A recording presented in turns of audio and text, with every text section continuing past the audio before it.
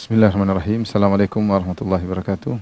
Alhamdulillahi ala ihsanihi wa syukru lahu ala taufiqihi wa amtinani. Wa asyhadu an la ilaha illallah wahdahu la syarika lahu ta'ziman li sya'nihi. Wa asyhadu anna Muhammadan abduhu wa rasuluhu da'ila ridwani. Allahumma salli alaihi wa ala alihi wa ashabihi wa ikhwani. Para pemirsa yang dirahmati oleh Allah Subhanahu wa taala, pada kesempatan kali ini kita akan melanjutkan tentang kisah Nabi Daud alaihissalam yang sudah kita sampaikan sebelumnya, bagian pertama, dan ini bagian terakhir insyaallah dari kisah Nabi Daud alaihissalam. Telah kita sebutkan bahwasanya Nabi Daud memiliki banyak kelebihan, dan di antaranya Nabi Daud adalah seorang yang wa atainahul hikmah wa fasl khitab. Kata Allah, Allah berikan kepada Nabi Daud al-hikmah, yaitu sikap bijak, wa fasl khitab, dan itu keputusan. Jadi kalau ada masalah Nabi Daud menjelaskan, maka menjadi keputusan bagi orang-orang yang bersengketa. Namun suatu hari Allah menguji Nabi Daud alaihissalam. Ya, Allah sebutkan kisah dalam surat Sad. Ya, meskipun Nabi Daud alaihissalam selalu bijak, namun suatu saat dia terburu-buru dan dia salah dalam memberi keputusan. Allah sebut dalam surat Sad ayat 21, wa hal ataka naba'ul khasmi idh tasawwarul mihrab. Dan apakah telah sampai kepadamu berita tentang orang-orang berselisih ketika mereka memanjat dinding mihrab. Jadi Nabi Daud alaihissalam dia punya waktu untuk memberi keputusan hukuman kepada rakyatnya atau kepada masyarakat. Demikian juga dia punya waktu untuk beribadah di mihrabnya. Mihrabnya maksudnya tempat ibadahnya, ya, semacam kalau kita musallanya, ya. Musalla dalam kerajaannya, kemudian Nabi Daud alaihissalam beribadah dalam musallanya. Dan ini dalil bahwasanya Nabi Daud, ya, meskipun sudah menjadi raja, ya, tadinya penggembala kambing, kemudian menjadi raja, tetap saja dia tidak meninggalkan ibadah kepada Allah Subhanahu wa taala. Tidak sebagaimana sebagian orang yang baru diberi sebagian kenikmatan sudah lupa kepada Allah Subhanahu wa taala. Apalagi yang diberi jabatan, maka semakin lupa kepada Allah Subhanahu wa taala. Daud alaihissalam tidak. Ya, dia diberi kekuasaan, diberi kekuatan, diberi jabatan, jadikan raja, bahkan dia punya waktu khusus untuk beribadah di mihrabnya, semacam di musallanya, ya. Tiba-tiba ada dua orang manjat pagar, kemudian masuk ke dalam mihrab Nabi Daud, dan ini suatu hal yang mengagetkan Nabi Daud alaihissalam. Karena kan di namanya kerajaan ada penjaga. Bagaimana dua orang ini bisa melewati seluruh penjaga, kemudian tiba-tiba masuk ke dalam musallanya Nabi Daud alaihissalam. Idh dakhalu ala Daud fafazi'a minhum. Kata Allah, tatkala dua orang bersengketa ini setelah manjat pagar, kemudian dia masuk ke dalam ruangan Nabi Daud alaihissalam, fafazi'a minhum, maka Nabi Daud pun takut dengan mereka. Fafazi'a itu kaget. Dan ini suatu yang wajar, manusiawi. Bagaimana tiba-tiba dua orang datang, bisa jadi membawa keburukan, bisa jadi jahat, kok bisa tiba-tiba bisa masuk dalam ruangan khusus Nabi Daud. Akhirnya qalu la takhaf. Akhirnya mereka ini berkata, ya, dua orang ini berkata, la takhaf, jangan takut. Khasmani bagha ba'duna ala ba'd. Kami ini dua orang yang sebagian kami telah berbuat zalim kepada yang lainnya. Fahkum bainana, hendaknya kau memberi hukuman, berhukum kepada kami, yaitu putuskan hukum yang adil di antara kami bil haq. Wala tustit wahdina ila sawa'is sirat. Dan janganlah, ya, berilah keputusan kepada kami dengan adil, dan janganlah menyimpang, dan janganlah kau menyimpang dari kebenaran, serta tunjukkanlah kepada kami mana jalan yang lurus. Tentunya dua orang ini tahu Nabi Daud alaihissalam adalah seorang hakim, seorang yang bijak, ya. Kemudian mereka datang untuk minta diselesaikan permasalahan mereka. Maka mulailah satu orang ini berbicara, yang zahirnya dia sedang dizalimi. Satu orang ini berbicara, zahirnya dia sedang dizalimi. Dia berkata, inna hadha akhi lahu tis'un wa tis'una na'jatan wa liya na'jatun wahidatun faqala akfilniha wa azzani fil khitab. Maka salah satu berbicara yang seakan-akan dizalimi, dia berkata, saudaraku ini memiliki 99 ekor kambing betina, dan saya punya 1 ekor kambing saja. Kemudian dia berkata, serahkanlah kambingmu itu kepadaku, ya, 1 ekormu berikan kepadaku, sehingga genap 99 menjadi 100. Wa azzani fil khitab, dan dia mengalahkan aku dalam perdebatan. Setelah ini bercerita, maka Daud alaihissalam mendengar mereka berdua bercerita, yang satu bercerita bahwasanya ini sudah punya kambing 99, masih ngambing kambingku, dia ngambil kambingku sehingga akhirnya kambingnya jadi 100, sementara saya tidak punya kambing, diambil satu-satunya kambing diambil oleh dia. Uh, kemudian wa'azzani fil khitab, dan dia menang dalam, kalau debat saya enggak bisa ngomong, dia menang dalam perdebatan. Maka Nabi Daud alaihissalam langsung memberi hukuman, memutuskan perkara. Dia berkata, qala laqad zalamaka bisu'ali na'jatika ila ni'aji. Sungguhnya saudaramu itu telah berbuat zalim kepadamu. Kenapa dia telah meminta mengambil seekor kambingmu itu untuk digabungkan dengan 99 ekor kambingnya. Karena zahirnya ini dizalimi, ya. Yang punya kambing satu dizalimi. Langsung Nabi Daud mengatakan, kau dizalimi. Saudaramu telah menzalimi, telah mengambil kambingmu digabungkan dengan 99 ekor kambingnya. Kemudian kata Nabi Daud, wa inna katsiran minal khulata la yabghi ba'dhum ala ba'dhin illa alladhina amanu wa amilus shalihat.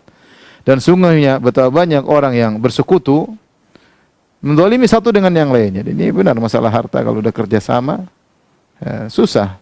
Manusia memang diciptakan cinta dengan harta, ya, sehingga terkadang kalau sudah terjadi syarikat kerjasama dalam perdagangan atau dalam masalah keuangan, sering sebagian zalim yang lain, ya.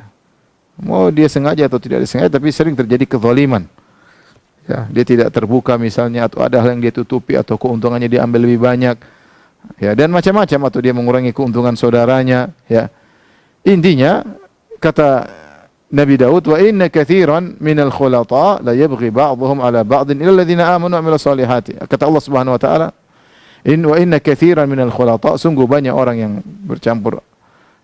Kata Nabi Daud alaihissalam, sungguhnya banyak orang yang mereka kerjasama, sebagian mereka menzalimi sebagian yang lain. Illa alladziina aamanu wa 'amilus shalihat, kecuali orang yang beriman dan amal saleh. Hanya orang saleh yang beriman yang tidak zalim tatkala melakukan kerjasama. Wa qalilum mahum, dan mereka itu hanya sedikit, kata Nabi Daud alaihissalam. Wa dhanna Dawud annama fatanna, dan Daud kemudian sadar bahwasanya kami telah mengujinya. Fastaghfara rabbahu, maka dia pun mohon ampun kepada Rabbnya. Wa kharra raqi'an wa anab, maka dia pun tersungkur untuk sujud dan bertobat kepada Allah Subhanahu wa taala. Baik. Perhatikan di sini, di mana kesalahan Nabi Daud alaihissalam? Ya, ada banyak khilaf di kalangan para ulama, ya. Namun tidak ada riwayat yang jelas yang menjelaskan apa kesalahan Nabi Daud dalam masalah ini. Kenapa kemudian dia pun bertobat? Kenapa dia pun sujud tersungkur kepada Allah Subhanahu wa taala? Sujud dan bertobat kepada Allah Subhanahu wa taala. Namun pendapat yang lebih kuat, Allah alam bisawab, bahwasanya dalam hal ini Nabi Daud alaihissalam, beliau terburu-buru untuk menyampaikan keputusan hukum sebelum mendengar dari dua belah sisi, ya, dari dua belah pihak. Harusnya dia mendengar dari orang yang merasa terzalimi, ya. Demikian juga harusnya dia mendengar juga dari orang yang dituduh menzalimi.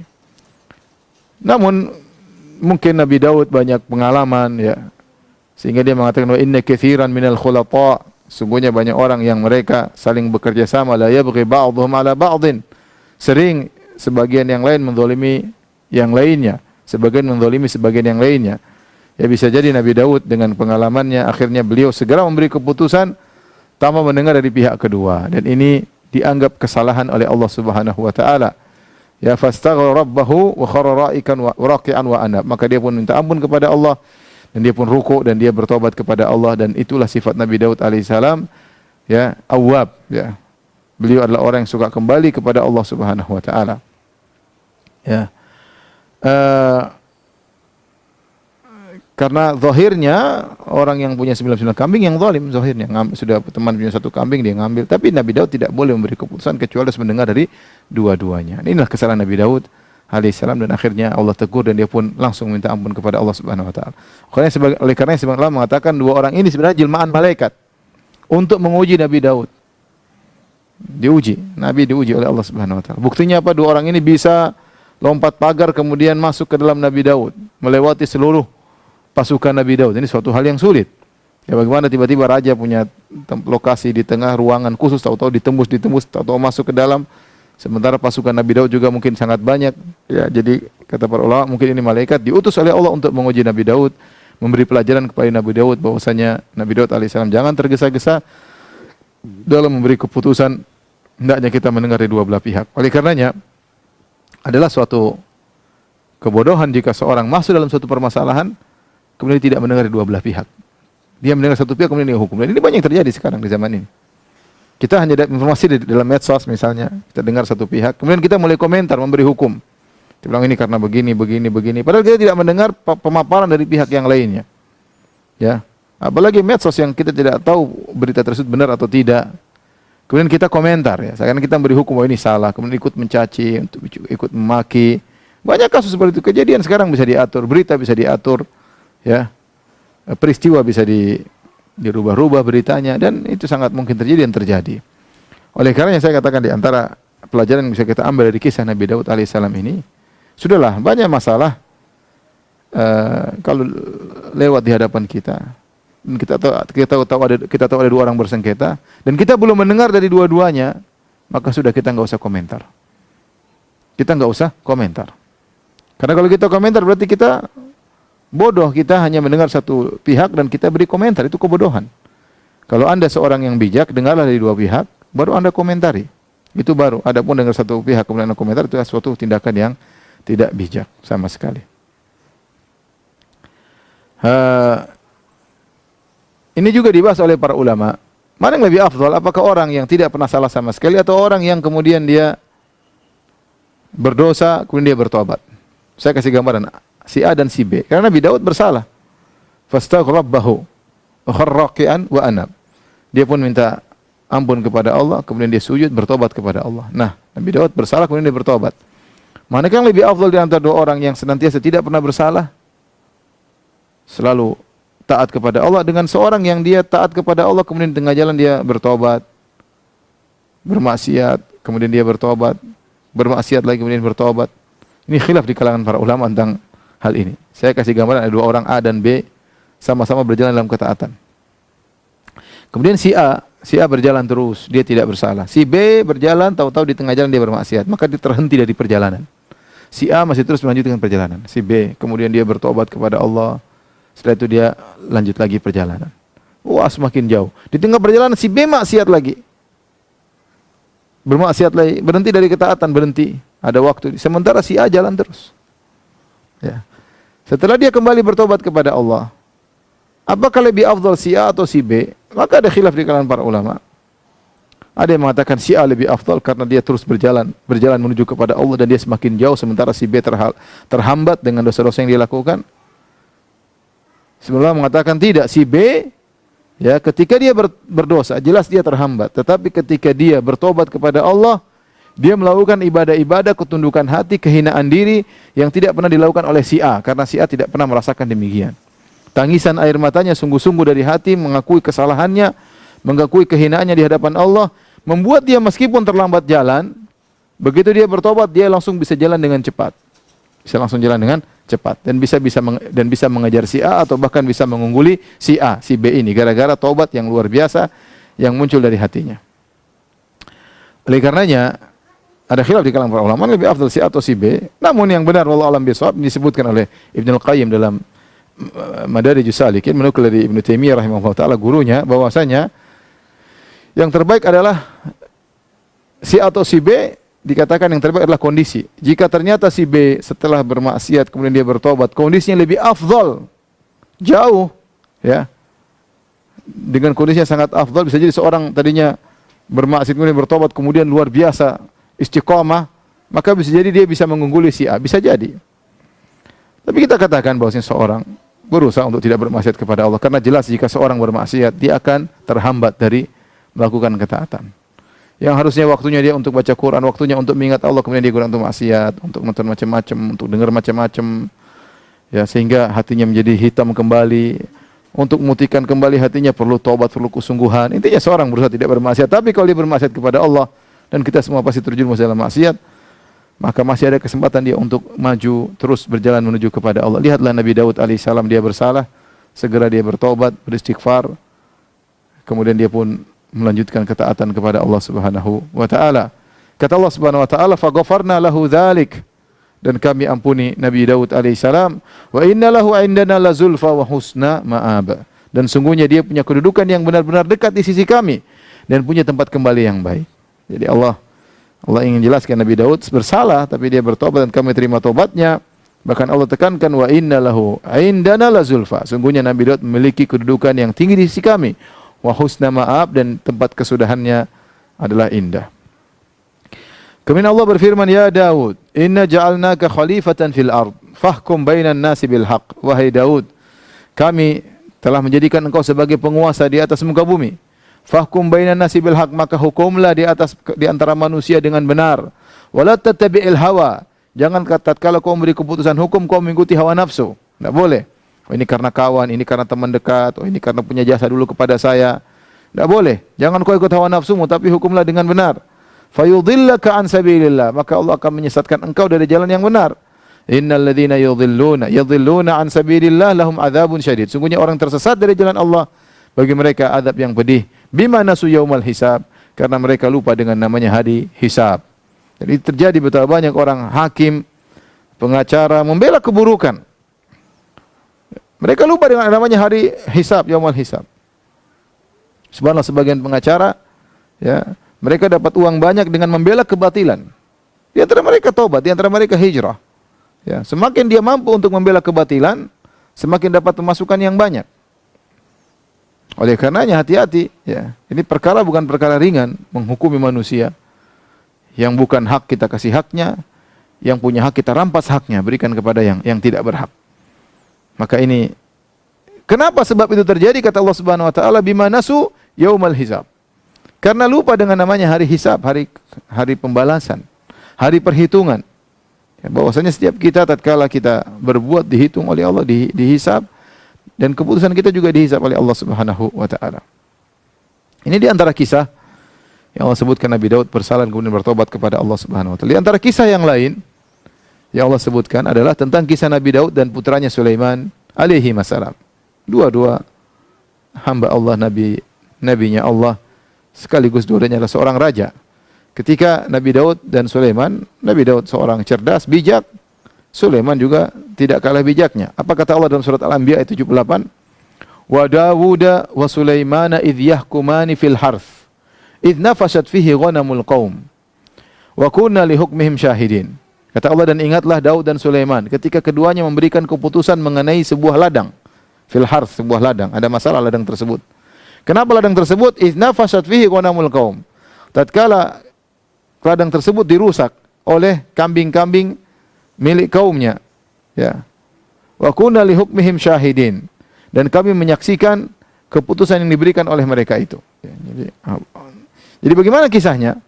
Kisahnya ada seorang mengembalakan kambing, ya. Dia mengembalakan kambing di sekitar areal orang lain. Tahu-tahu kambing-kambing tersebut masuk ke dalam kebun orang lain. Kemudian kebun tersebut dirusak, diinjak-injak, mungkin dimakan daun-daunnya, dia dirusak oleh kambing-kambing tersebut. Akhirnya hal ini diangkat permasalahan kepada Nabi Daud alaihissalam. Ya, masalah apapun berat di sisi Allah Subhanahu wa taala, ya. Ya.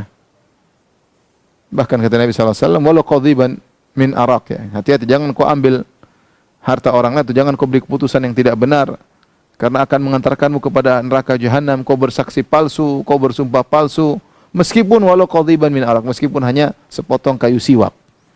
Jangan sampai kita salah berhukum, jangan sampai kita bersumpah ini harta saya, ternyata bukan. Ancamannya neraka jahanam. Ini kebun didatangi oleh kambing-kambing, dirusak. Maka kemudian dua orang ini mengadu kepada Nabi Daud alaihissalam, bagaimana, apa yang harus mereka ambil, keputusannya bagaimana. Ya, akhirnya Nabi Daud alaihissalam memberi hukuman yang adil. Dia menilai kerusakan kebun tersebut berapa, kemudian dia menilai kambing-kambing tersebut berapa. Nah, kemudian kerusakan tersebut dibayar dengan kambing-kambing.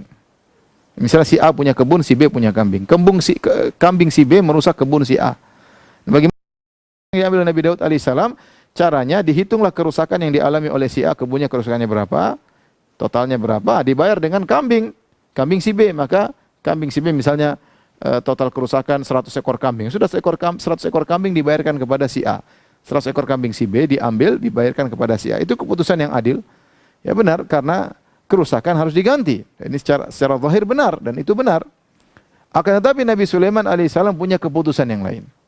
Ya. Apa kata Allah Subhanahu wa taala? Fa fahamnaha Sulaiman. Kami memberikan pemahaman kepada Nabi Sulaiman. Wa kullan ataina hukman wa ilman, dan masing-masing kami berikan hukum dan ilmu, hikmah dan ilmu. Jadi Nabi Daud dikasih ilmu, Sulaiman dikasih ilmu. Keputusan Nabi Daud tidak salah. Allah tidak mengatakan salah. Tetapi Nabi Sulaiman lebih paham dalam masalah ini. Apakah keputusan Nabi Sulaiman alaihissalam? Nabi Sulaiman alaihissalam mengatakan bahwasanya kambing-kambing tersebut diserahkan kepada pemilik kebun. Pemilik kebun silakan menggembalakan kambing-kambing tersebut dan silakan memanfaatkan hasilnya. Kalau kambing-kambing tersebut punya susu silakan diperah, enggak ada masalah. Kemudian jadi si A ngambil kambing-kambing si B untuk dirawat, dipelihara dan hasilnya boleh diambil oleh si A. Adapun si B yang punya kambing, dia tugasnya memperbaiki kebun si A. Kebun yang rusak diperbaiki oleh si B, dirawat sampai baik. Kalau kebun si A sudah baik, kambing-kambing dikembalikan kepada si B. Dan ini keputusan Nabi Sulaiman alaihissalam dan itu lebih benar. Ya, lebih benar sehingga tidak merugikan dua belah pihak. Tidak merugikan dua belah pihak, ya. Subhanallah, ya. Wa fahamna Sulaiman. Kata Allah fahamnaha Sulaiman. Kami jadikan Sulaiman lebih paham. Subhanallah, kita dapati banyak kasus bertanya kepada si A memberi keputusan bagus, kita bilang bagus. Subhanallah, top keputusannya. Ditanyakan lagi kepada si B yang lebih cerdas, yang lebih bijak, lebih melihat situasi dan kondisi, memberi keputusan lebih bagus lagi. Subhanallah. Kita tidak mengatakan si A salah dalam berhukum. Si A sudah benar, tapi ternyata keputusan si B lebih baik. Kenapa? Dia lebih bijak, dia pandangannya lebih jauh, dia lebih banyak pengalaman, dia melihat situasi dan kondisi. Ya, maka saya katakan dalam kasus ini pun demikian. Allah memuji keduanya. Kullan ataina hukman wa ilman. Kami berikan kepada dua-duanya, Daud sang ayah dan Sulaiman sang anak, diberikan kebijaksanaan, diberikan ilmu. Tetapi keputusan Daud sudah benar, namun keputusan Sulaiman alaihissalam lebih benar. Ini dari bahwasanya terkadang anak lebih pintar daripada ayah, ya. Dan terkadang ya, sebagaimana dikatakan, terkadang junior bisa lebih benar dalam satu sisi daripada seniornya. Yang lebih muda terkadang lebih benar daripada yang lebih tua dalam satu sisi, ya. Sebagaimana dikatakan yujad fin nahar ma la yujad fil bahar. Di sungai ada sesuatu yang tidak ada di lautan. Secara umum lautan lebih luas daripada sungai, tapi di sungai ada barang-barang yang tidak ada di lautan. Masing-masing saling menyayangi, saling menghormati. Baik. Ada kisah yang lain juga. Di situ juga ada masalah dihadapkan kepada Nabi Daud alaihissalam. Yang ini diriwayatkan oleh Imam Al-Bukhari. Kisah ini ma'ruf. Ya, sering disampaikan dalam ceramah-ceramah. Kita bacakan lagi, ya. Dalam Sahih Al-Bukhari kata Nabi SAW, Nabi bercerita, ya, tentang masa lalu. Tentang masalah kisah Bani Israel, kisah Nabi Daud dan Nabi Sulaiman. Kata Nabi SAW, kana timra'atani ma'ahuma ibnahuma. Ada dua orang wanita, masing-masing bawa anaknya, masing-masing bawa putranya. Ja'a dhi'bu fadhahaba bibni ihdahuma. Tiba-tiba datang seekor serigala, kemudian memakan salah satu anak dari dua wanita tersebut. Faqalat li sahibatiha, innama dhahaba bibnik. Maka jadi anak perempuan muda, perempuan tua. Dua-duanya bawa anak. Tahu-tahu anak perempuan tua dimakan oleh serigala. Kemudian anak perempuan tua ini mengambil anak dari yang muda. Atau mungkin yang anak perempuan muda lagi pergi, anaknya diambil oleh yang perempuan tua. Kemudian dia berkata, sungguhnya anakmu dimakan oleh serigala. Wa qalatil ukhra, yang muda berkata, innama dhahaba bibnik. Yang dimakan oleh serigala anakmu, bukan anakku. Fatahakamata ila Daud alaihissalam. Maka keduanya wanita ini muda dan tua. Sementara yang anak dipegang oleh wanita tua. Wanita tua yang ngambil daripada yang muda. Tapi anak yang gendong siapa? Yang gendong sekarang wanita yang lebih tua. Kedua-duanya pergi kepada Nabi Daud alaihissalam. Faqadha bihi lil kubra. Maka Nabi Daud alaihissalam memberi keputusan bahwasanya anak tersebut milik yang tua. Fakharajata ala Sulaiman alaihi wassalam. Fa akhbarata. Kemudian keduanya keluar ketemu dengan Nabi Sulaiman. Kedua mengabarkan kisahnya kepada Nabi Sulaiman. Bagaimana nih? Sulaiman alaihissalam berkata, ituni bisikin. Ambilkan pisau untukku. Asyukkuhu bainahuma. Aku akan belah anak ini menjadi dua. Separuh buat kamu yang tua, separuh buat kamu yang muda. Faqalati sughra. Tiba-tiba ibu yang masih muda berkata, la taf'al. Jangan kau lakukan.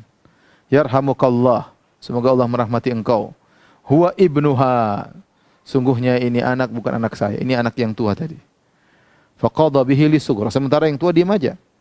Melihat kondisi seperti ini, Nabi Sulaiman mengatakan, ini anak berarti bukan milikmu yang tua, ini anak milik perempuan yang muda. Baik, kita kembali lagi kisah ini. Jadi ada perempuan tua, perempuan muda. Anak-anaknya mungkin mereka sedang pergi kemana, anaknya diletakkan. Tahu-tahu anak yang perempuan tua dimakan oleh serigala. Akhirnya perempuan tua ini ngerampas anak dari perempuan muda. Kemudian mereka pun ribut atau perempuan muda lagi pergi, diambil anaknya. Akhirnya perempuan muda tatkala pulang cari anaknya enggak ada, ternyata sedang digendong sama yang tua.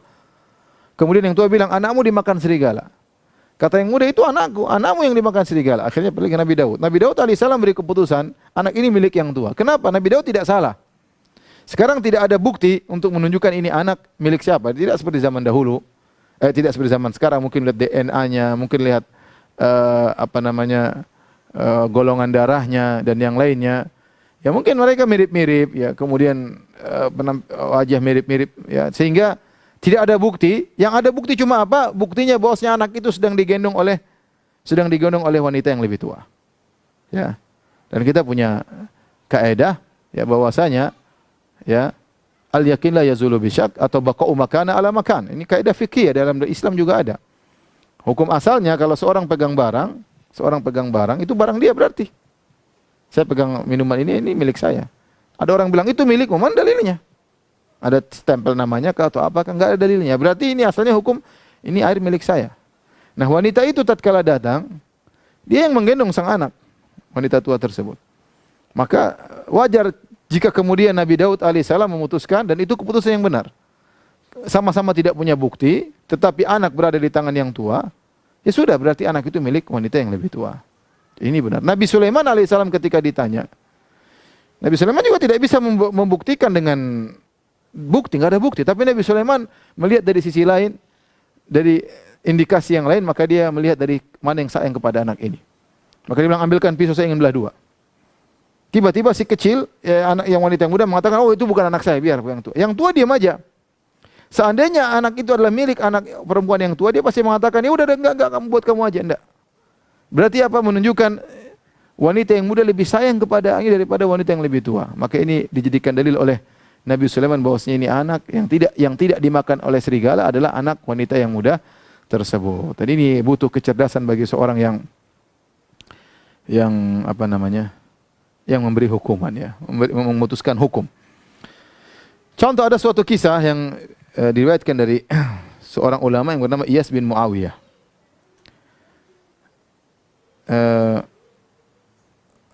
Ada seorang laki-laki datang kepada Iyas bin Muawiyah dengan bawa seorang kawannya. Kemudian dia berkata kepada Iyas bin Muawiyah, sungguhnya kawanku ini, saya nitip barang sama dia, ya.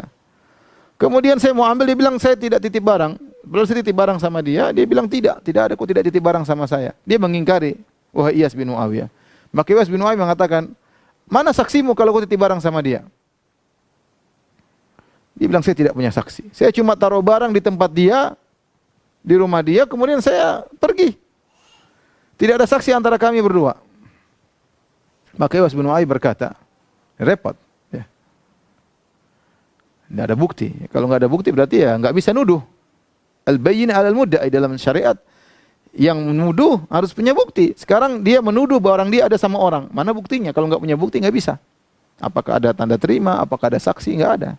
Hanya ngomongan. Sementara yang dituduh menolak. Wow. Ya. Al-bayyinah 'alal mudda'i. Ya. Wal yamin 'ala ma ankar. Kemudian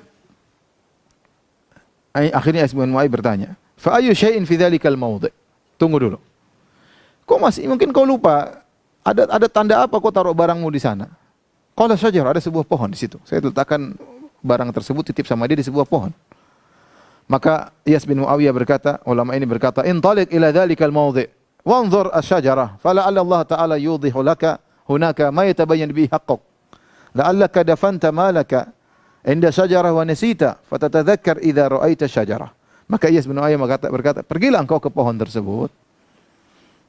Mudah-mudahan kalau kau sudah lihat pohon tersebut, Allah akan menampakkan di mana kau taruh barang. Mungkin kau lupa, mungkin kau sudah benamkan di sekitar pohon tersebut. Pergi dulu ke sana tengok-tengok, mungkin baru kau ingat, mungkin kau lupa. Pergilah.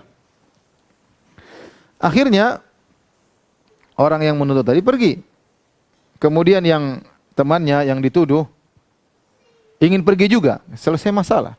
Kata dia, enggak, kau tunggu dulu di sini. Kau yang tertuduh tunggu sini. Tunggu aja, biar temanmu cari dulu. Akhirnya temannya pun pergi.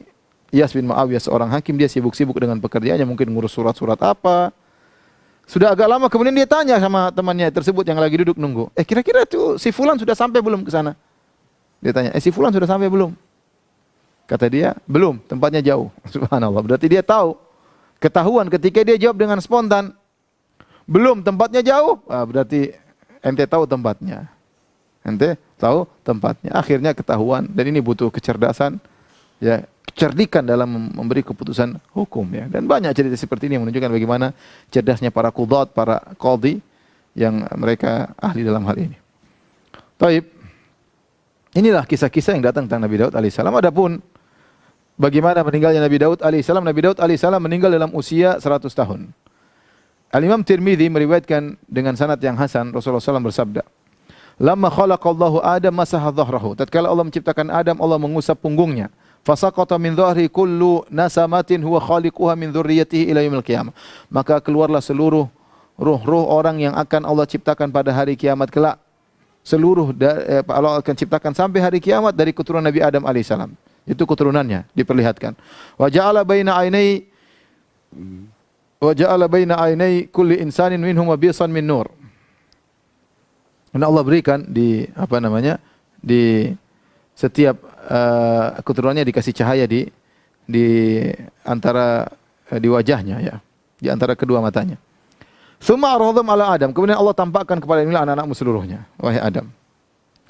Adam bertanya, "Man haula? Siapa mereka ya Allah?" Qala haula dzurriyyatuk. Ini adalah anak-anakmu, keturunanmu. Maka Nabi Adam lihat. Kemudian Nabi Adam mengatakan, ada satu orang wa bisu ma baina ainihi, yang cahaya yang ada di dahinya menakjubkan Adam. Adam berkata, "Man hadza? Ya Rabb, ini siapa ini anak cucuku ini, satu ini?" Qala hadza rajulun min akhiril umam min dzurriyyatik yuqal lahu Daud. Kata Allah, ini adalah salah satu cucumu nanti di akhir zaman, dipanggil namanya Daud. Rabbi kam ja'alta umrahu. Adam bertanya, ya Rabbku, engkau kasih dia umur berapa? Kata Allah, sittina sanah, 60 tahun. Qala wa Rabbi, zidhu min umri arba'ina sanah. Kata Nabi Adam, ya Allah, ambillah dari umurku 40 tahun, kasihkan sama dia. Jadi Nabi Adam harusnya umur 1000, jadi 960. 40-nya dikasih bonus kepada Nabi Daud alaihissalam. Falamma qudiya umur Adam ja'ahu malakul maut. Tatkala Nabi Adam akan dicabut nyawanya, datanglah malaikat maut ingin cabut nyawanya, maka Nabi Adam berkata, awalam yabqa min umri arba'una sana, wahai malaikat maut, kan umurku masih 40 tahun lagi, kenapa kau cabut nyawaku sekarang? Malaikat berkata, awalam tu'tiha ibnaka Daud, bukankah kau sudah kasih 40 tahunmu kepada cucumu Daud? Fajahada Adam fajahadat dzurriyyatuhu. Adam mengingkari. Kata Nabi, demikianlah anak-anak keturunannya pun suka lupa mengingkari. Wa nusiya Adam fa nusiyat dzurriyyatu. Adam dibuat lupa, anak keturunannya pun lupa. Ya, Adam lupa sejak awal 960 tahun kemudian, ya lupa, wajar. Wa khatiya Adam fa khatiyat dzurriyyatuhu. Nabi Adam bersalah, wa khatiyat fa khatiyat dzurriyyatu. Anak-anak keturunan juga melakukan kesalahan. Jadi ini dalil menunjukkan Nabi Daud alaihissalam meninggal tatkala usia 100 tahun. Harusnya 60 tahun dapat bonus 40 tahun dari nenek moyangnya Nabi Adam alaihissalam. Adapun bagaimana meninggalnya Nabi Daud, Imam Ahmad meriwayatkan dalam musnadnya, Nabi bersabda, "Kana Daud an-nabiyyu fihi ghairatun syadidah." Adalah Nabi Daud adalah orang yang sangat pencemburu. Wa kana idza kharaja ughliqatil abwabu falam yadkhul ala ahlihi ahadun hatta yarji. Kalau dia sudah keluar dari rumahnya, pintunya ditutup, pintu rumahnya. Tidak boleh seorang pun datang menemui istrinya. Dia sangat pencemburu. Qala fa kharaja dzata yaumin. Suatu hari dia keluar, wa ughliqat ad-dar, dan pintu rumah sudah dia tutup. Fa aqbalat imra'atuhu tattali'u ila ad-dar. Kemudian istrinya datang masuk ke dalam rumah. Fa idza rajulun qa'imun wasata ad-dar. Tiba-tiba ada seorang lelaki di tengah rumah, dalam rumah. Fa qalat liman fil bait, min aina dakhala hadzal rajul ad-dar? Maka dia bertanya kepada orang-orang yang ada di rumah, orang ini bagaimana bisa masuk dalam rumah? Wadar mughlaq, sementara rumah ditutup, bagaimana bisa masuk? Ditanya, kenapa kau bisa masuk? Wallahi la tuftadahanna bi Daud. Demi Allah kau akan dipermalukan oleh Daud alaihissalam. Jadi Daud datang, Daud alaihissalam kuat, bisa bunuh engkau, masuk ke rumah sembarangan. Faja'a Daud, maka Daud alaihissalam datang masuk ke rumahnya. Fa idza rajul qa'imun wasatad dar. Tiba-tiba lelaki tersebut berdiri di tengah rumah. Faqala lahu Daud, Daud bertanya, "Man anta? Siapa engkau?" Qala ana alladhi la ahabul muluka. Aku adalah orang yang tidak pernah takut kepada para raja. Aku adalah yang tidak pernah takut kepada raja. Wala yamtani'u minnil hujjabu, dan para pengawal tidak bisa mengalahkan aku. Faqala Daud, "Anta wallahi idzan malakul maut." Kalau gitu kau adalah malaikat maut. Marhaban bi amrillah, kata Nabi Daud alaihissalam, selamat datang engkau wahai malaikat maut dengan perintah Allah. Faramala Daud makanahu haitsu qubidat ruhu hatta faraga min sya'nihi wa talat alaihi syamsu faqala Sulaiman. Akhirnya Nabi Daud alaihissalam menyiapkan tempatnya, kemudian dia pun dicabut ruhnya, tatkala selesai urusannya, kemudian terbit matahari. Sebelum terbit matahari, dia sudah dicabut nyawanya. Maka Nabi Sulaiman alaihissalam berkata kepada burung-burung, "Adhilli ala Daud," wahai burung-burung, ya berkumpullah dan kemudian belilah, naungilah Nabi Daud alaihissalam. Fa adhallat alaihi tayr hatta adlamat alaihimul ard. Maka burung-burung banyak sekali berkumpul sampai gelap, ya, seakan-akan gelap tatkala itu karena cahaya matahari terhalangi dengan banyaknya burung atas perintah Nabi Sulaiman. Faqala laha Sulaiman, "Ikbidhi janahan." Kata Nabi Sulaiman, "Hai burung-burung, tempelkanlah sayap-sayap kalian." Ya, jadi inilah kisah kemudian meninggalnya Nabi Daud alaihissalam, seorang nabi yang sangat mulia, yang rajin beribadah dan sebagaimana telah kita sebutkan pada pertemuan yang lalu. Taib, di akhir penghujung kisah Nabi Daud alaihissalam, saya ingin menyampaikan sebagaimana kebiasaan kita, bagaimana kisah Nabi Daud alaihissalam versi perjanjian lama. Versi perjanjian lama. Ya, karena semua kisah-kisah Nabi perjanjian lama, kecuali Nabi Isa alaihissalam dalam Injil perjanjian baru. Taib, adapun dalam perjanjian lama banyak hal-hal kemungkaran yang dilakukan oleh Nabi Daud alaihissalam. Allah alam, mereka orang Yahudi tidak menganggap Nabi Daud sebagai seorang nabi. Kalau kita, Nabi Daud seorang nabi, diberi kitab suci, wa ataina Dawuda zabura.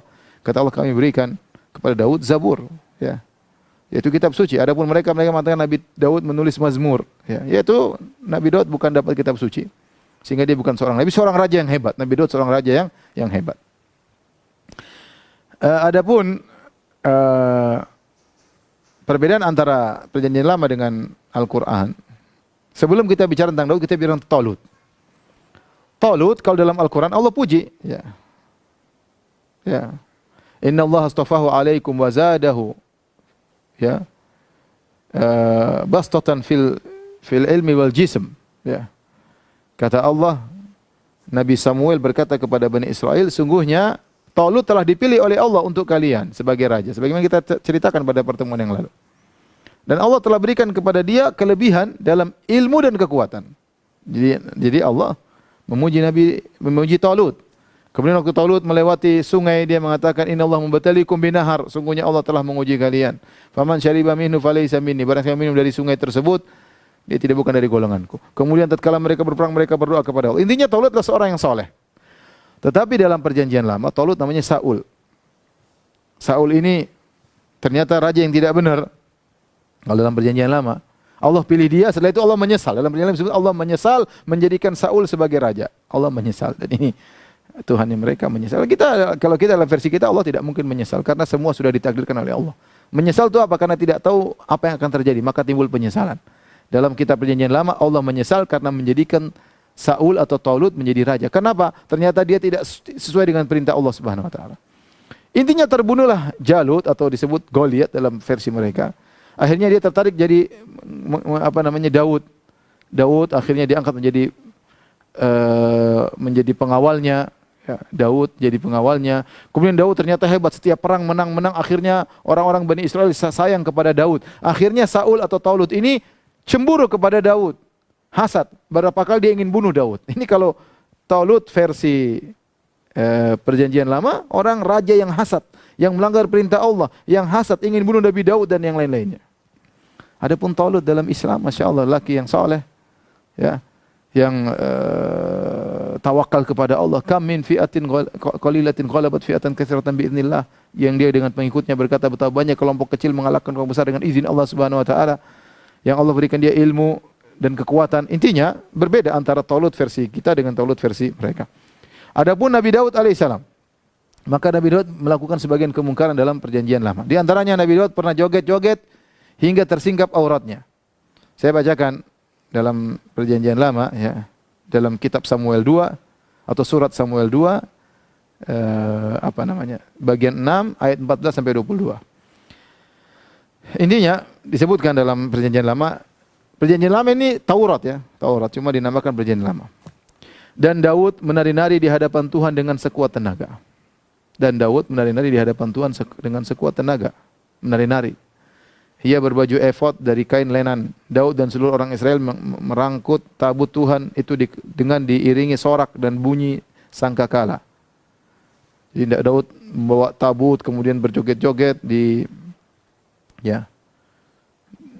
dengan sekuat tenaga, berjoget menari-nari di hadapan Tuhan dengan sekuat tenaga. Kemudian ketika tabut Tuhan itu masuk ke kota Daud, maka Michal, anak perempuan Saul. Saul ini sang raja atau Taulut punya anak namanya Michal. Dia lihat Daud joget-joget, dia menyenguk dari jendela, dia lihat Daud joget-joget. Lalu melihat Raja Daud meloncat-loncat serta menari-nari di hadapan Tuhan. Sebab itu ia memandang rendah Daud dalam hatinya. Michal waktu lihat Daud joget-joget, loncat-loncat, serta menari-nari di hadapan Tuhan, dia memandang rendah Daud. Kenapa loncat seperti itu? Kenapa dia memandang Daud rendah?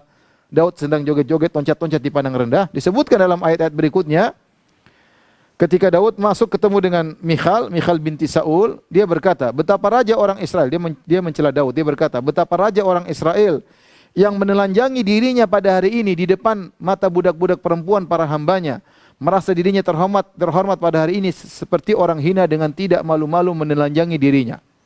Jadi Michal lihat dia joget-joget sampai badannya, auratnya terbuka.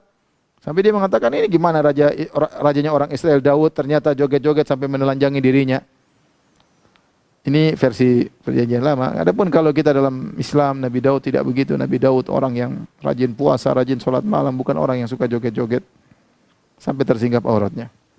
Yang kedua, Daud bengis dalam versi Perjanjian Lama. Jadi disebutkan Saul, Taulut ini akhirnya menikahkan putrinya dengan Daud. Tapi dia kasih syarat, kau mau kasih menikah sama putriku, wahai Daud, kau harus ambil kulit burungnya, kulit zakarnya orang-orang Palestina, potong dan bawa ke sini. Akhirnya Daud ingin menikah dengan putrinya Saul, maka dia pun berangkat berperang, dia pergi menuju Palestina. Jadi Daud sering memerangi orang-orang Palestina. Bani Israel memerangi orang Palestina. Jadi Kan'aniyun. Maka dia pun berangkat, dia berperang, dia 200 orang, ya. Dia bunuh 200 orang dari Palestina, kemudian dia ambilin kulit burungnya, kulit zakarnya dikumpulin 200 untuk jadi mahar, mas kawin. Ini tersebut dalam Samuel 1 18 sampai 18 Samuel 1 18 ayat 27. Saya bacakan, tetapi Daud sudah bersiap, ia pergi dengan orang-orangnya dan menewaskan dari orang Palestina itu 200 orang serta membawa kulit khatan mereka, itu kulit yang sudah disunat, diambil. Dan dalam jumlah yang genap diberikan mereka lah semuanya itu kepada raja supaya Daud menjadi menantu raja. Kemudian Saul memberikan Michal anaknya kepadanya menjadi istrinya. Jadi nikahkanlah. Jadi dia akhirnya menjadi menantunya Saul atau Talut. Dalam Perjanjian Lama tidak ada perang disebut antara Nabi Daud dengan Palestina dengan perang agama ya. Adapun Islam tidak, Islam berperang. Waqad ukhrijna min diyarin wa abna, kita telah diusir, kemudian terjadi peperangan. Tatkala berperang kami min fi'atin qalilatin ghalabat fi'atan katsiratan biiznillah, dengan izin Allah kelompok sedikit bisa mengalahkan kelompok besar. Mereka berdoa, Afrik alaina sabra, ya Allah turunkanlah kesabaran, curahkanlah kesabaran bagi kami. Ini menunjukkan mereka berjuang, berjihad karena Allah Subhanahu wa taala. Adapun kalau kita baca Perjanjian Lama, perang hanya Bani Israel melawan Palestina, beda suku, perang.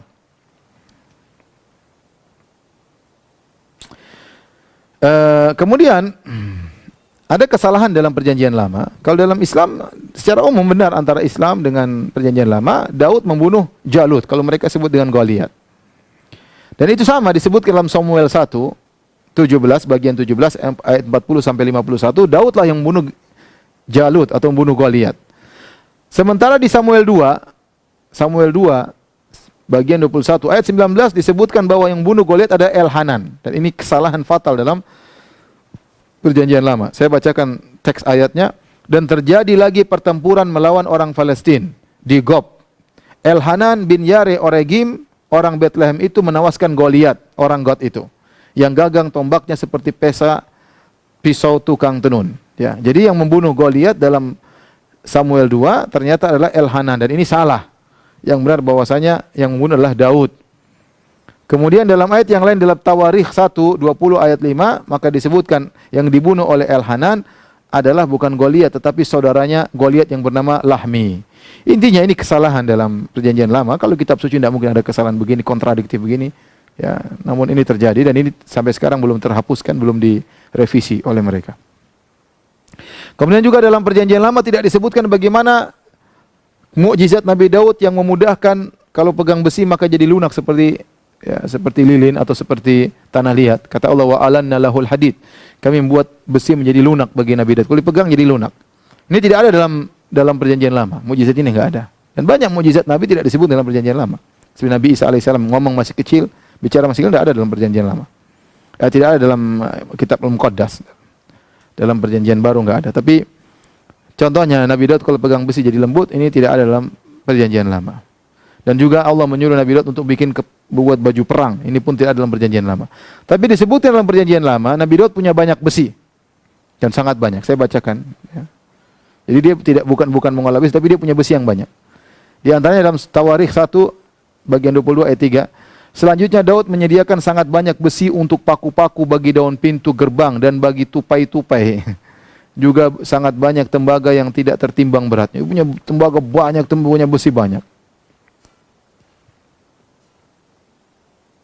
Intinya berbeda antara perjanjian lama dengan Al-Quran. Kemudian di antara dalam perjanjian lama, Nabi Daud main kecapi. Ya. Kalau dalam Islam, Nabi Daud bertasbih, salat, bertasbih kepada Allah, ya, berzikir kepada Allah, suaranya indah. Tapi kalau dalam perjanjian lama, yang indah bukan suaranya Daud, tapi kecapinya, main kecapinya. Ya.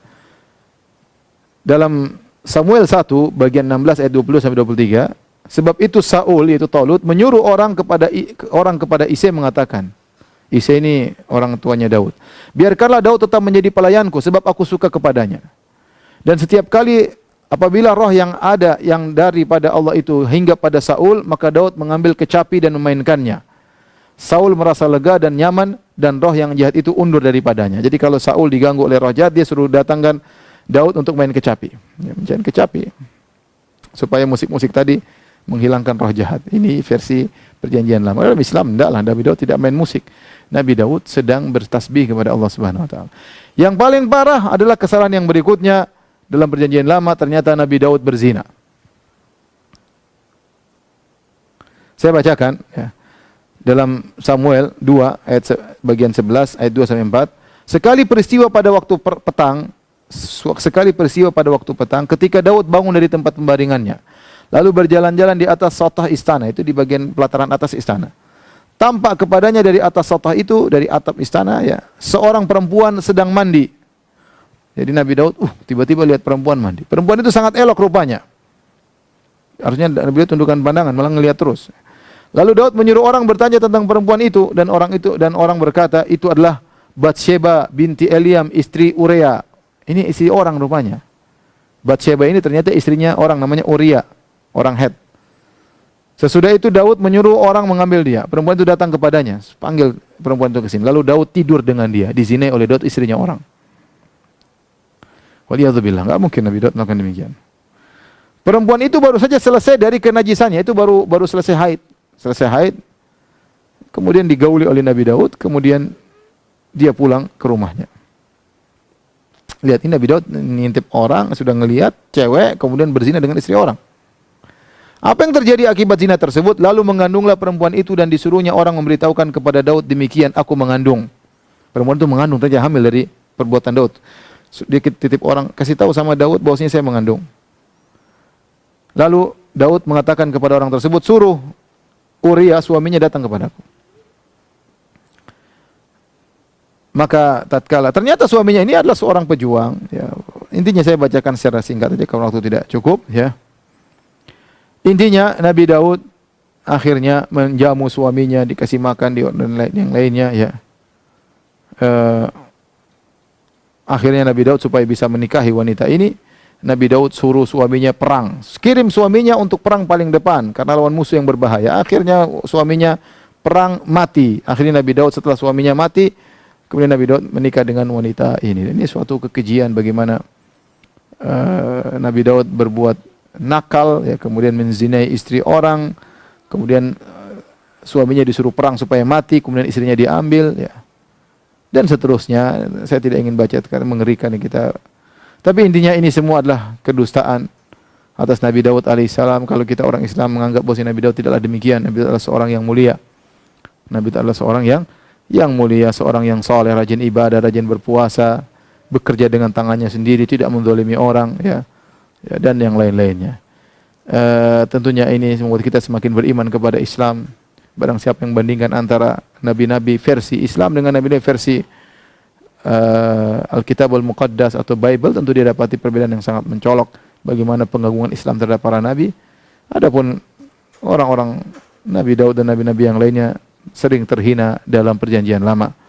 Semoga Allah mewafatkan kita di atas keimanan dan ketakwaan, dan semoga kita senantiasa berada di atas tauhid kepada Allah Subhanahu wa taala. Subhanakallah bihamdik asyhadu an la ilaha illa anta astaghfiruka wa atubu ilaik. Assalamualaikum warahmatullahi wabarakatuh.